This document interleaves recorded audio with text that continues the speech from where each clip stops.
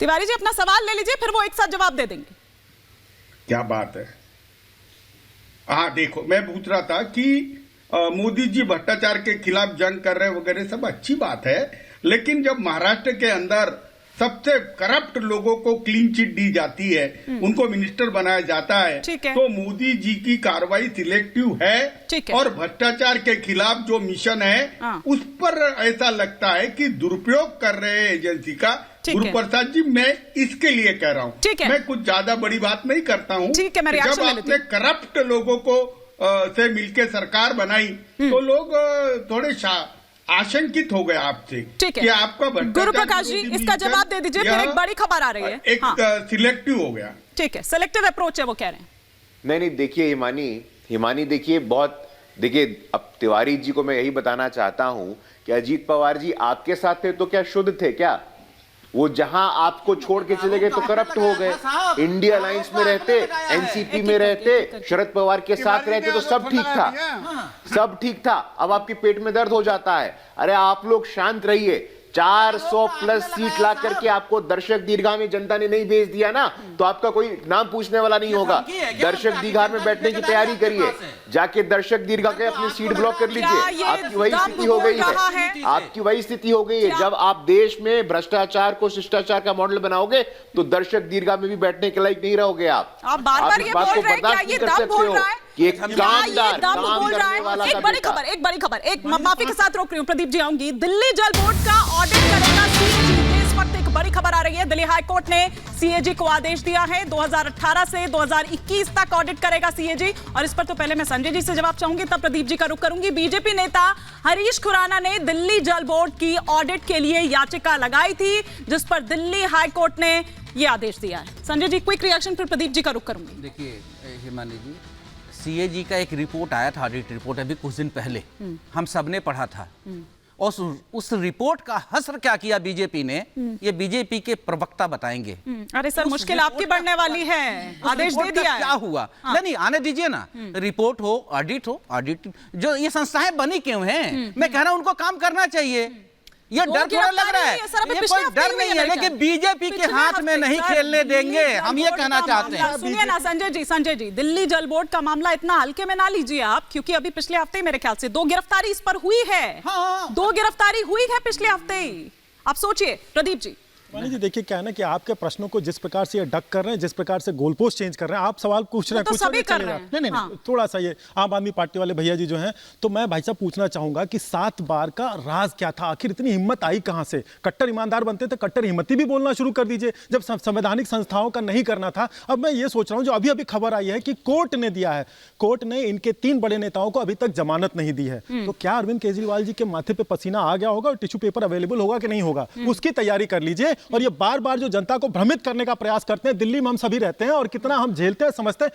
कौन सा ऐसा विभाग नहीं बचा जिसमें आपने घोटाला ना किया हो? शिक्षा ना बचा हो, स्वास्थ्य ना बचा हो, यहां तक पैथोलॉजी, वहां तो लोग छोड़ देते हैं। महल भी, अरे वो महल की साथ सज्जा। संजय जी, अरे मैं ठंडी में जब बाथरूम में लोग जाते रहे होंगे तो निश्चित तौर पे याद करते रहोगे कि केजरीवाल जी का वॉशरूम में इतने एसी लगे हुए हैं, इसको लेकर सवाल बना दिया गया था। केजरीवाल जी का वॉशरूम सर्द में सारे दिल्ली वासियों ने याद उठाया गया था शीला दीक्षित जी पर। हाँ, मैं तो हंस रहा हूं। नहीं, केजरीवाल जी का वॉशरूम ये कहा गया था कि उनके बाथरूम में एसी लगे हुए हैं। नहीं, दिल्ली में इतनी ठंडी पड़ती, दिल्ली में इतनी ठंडी पड़ती, केवल एक आदमी सुखी था इस ठंडी में, वो अरविंद केजरीवाल जी थे।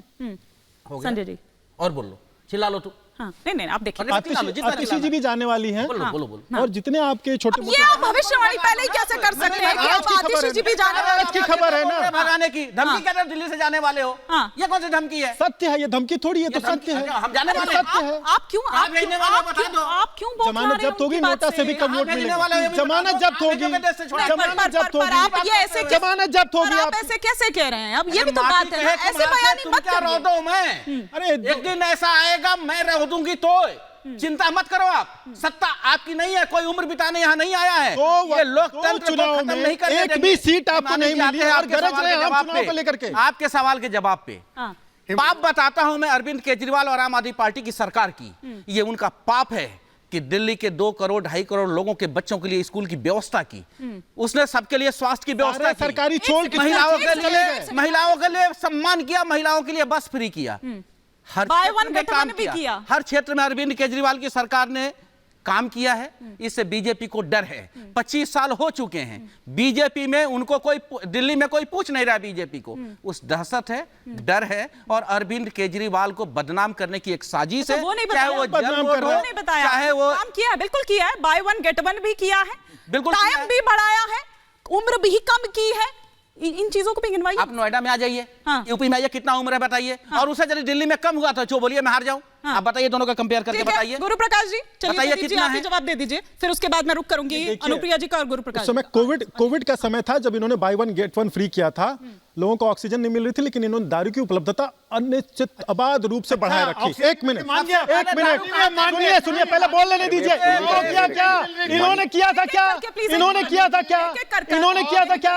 ये गृह मंत्री अमित शाह जी के कमलों से काम हुआ? नहीं, बीच में ना तोड़िए। अरे शीला जी का सम्मान करिए, शीला जी का सम्मान करिए। इन्होंने उनको बदनाम किया, कैरेक्टर असैसिनेशन कर दिया था। अरे सुन तो लीजिए पहले बात। तो मैं चुप हो गया, आप शांत हो गए 2 मिनट के लिए। आपने कहा रेमडेसिविर नहीं था, आपने बोला सब था। इनके को भजन के साधन उपलब्ध नहीं था। आपने बोला ये भी गंगा किनारे लाशें देखी हैं। इस समय शीला जी की आत्मा दुत्कार रही होगी। शीला जी मुद्दे पर रहते हैं। प्रदीप जी कंप्लीट करिए, फिर अनुप्रिया जी से मुझे एक फाइनल कमेंट लेना है। जी देखिए, ये अभी बात कर रहे थे कहां भेजोगे। मेरा सीधे कहना है कि नोटा से भी कम वोट इनको इस बार मिलने जा रहे हैं। ये मैं कोई भविष्यवाणी नहीं कर रहा, मैं भी जमीन पे टहलता घूमता हूं। कि अरविंद केजरीवाल, सुन लीजिए, अपना भविष्य बता दो, कल क्या होगा। 400 पार, जनता के बारे में 400 पार, 400 पार, अरे छोड़ो, 400 पार। मशीन फिट कर दिया क्या आपने? अनुप्रिया जी, इतना ही ज्ञान रहता तो सीएजी ऑडिट नहीं करती। एक करके 30 सेकंड में मुझे अनुप्रिया जी का इतना ही ज्ञान रहता। एक सेकंड प्रदीप जी, एक दूर सुबह का आसार नहीं, दिल को फिर भी बड़ी उम्मीद है कि सवेरा होगा। शांत तो आप पे लागू होता है। महल ढह गया, इंडी का महल ढह गया, और अभी आप सोच रहे हैं इंडी गठबंधन आगे बढ़ेगा। हद होती है भाई। ईडी को लेकर जिस तरह से सवाल जवाब किए गए, ईडी खुद तो कोई केस करती नहीं है, मतलब लोकल पुलिस हो या फिर करप्शन से रिलेटेड जो भी एजेंसी हो वो लेकर आए, उसके बाद कहीं जाकर कई सारे स्टेप्स होते हैं, उसके बाद कहीं जाकर ईडी की एंट्री होती है। लेकिन जिस तरह से उसकी कार्यशैली पर सवाल उठाए गए, जिस तरह से कहा गया कि भैया वो ऑडियो वीडियो क्या हैं और क्यों डिलीट किए हैं, किसको बचा रहे हैं, वो हमें दीजिए, मतलब अदालत हो गई है। देखिए हिमानी जी की मैं एक बात स्पष्ट कहूंगी, ईडी सीबीआई को लेकर के हमारे नेता और हमारा एक रुख बहुत शुरू से है कि अगर आपने पाप नहीं किया है और आपके हाथ गंदे नहीं है, काले नहीं है, तो घबराते किस बात की? सामने आ जाओ, दूध का दूध पानी का पानी हो जाएगा। लेकिन ये भागा दौड़ क्यों मचा के रखा है? क्यों अपनी जनता को परेशान कर रहे हो? तय कर लिया है ना कि आपने विपक्ष की भूमिका निभाने लायक भी आप नहीं रहे हैं, क्योंकि आपको पता ही नहीं है कि देश में जो कामें हो रही हैं उस कामों का क्या असर देश की जनता में है। इस देश की जनता ने 10 वर्षों में, मैं हिमानी जी, कि अगर मैं कहूंगी कि जिस तरह से बिहार में चौतरफा काम देखा है, यहाँ भी देखा है, लेकिन विपक्ष में जो अपने काले कारनामों का जो पूरा महल बना के रखा है, उसको कहां कहां आप छुपाते चलिएगा। तो ईडी सीबीआई की कार्रवाई जो हो रही है, मैं फिर कह रही हूँ, अगर आप पाक साफ है तो आप निकलेंगे ना। आप क्यों घबरा रहे हैं?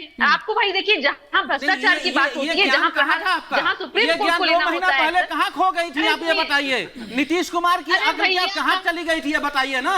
देखिए मैं ऐसे टीका 2 महीना पहले डिबेट नहीं करूंगे। आप अपनी मर्यादा से करिए, मर्यादा से नहीं पहुंचने वाले ईडी का। देखिए अपने आप को क्लीन चिट दे रहे हैं। आप लोग कह रहे हैं कि भैया घोटाला हमने नहीं किया, दरअसल घोटाला ईडी ने किया है।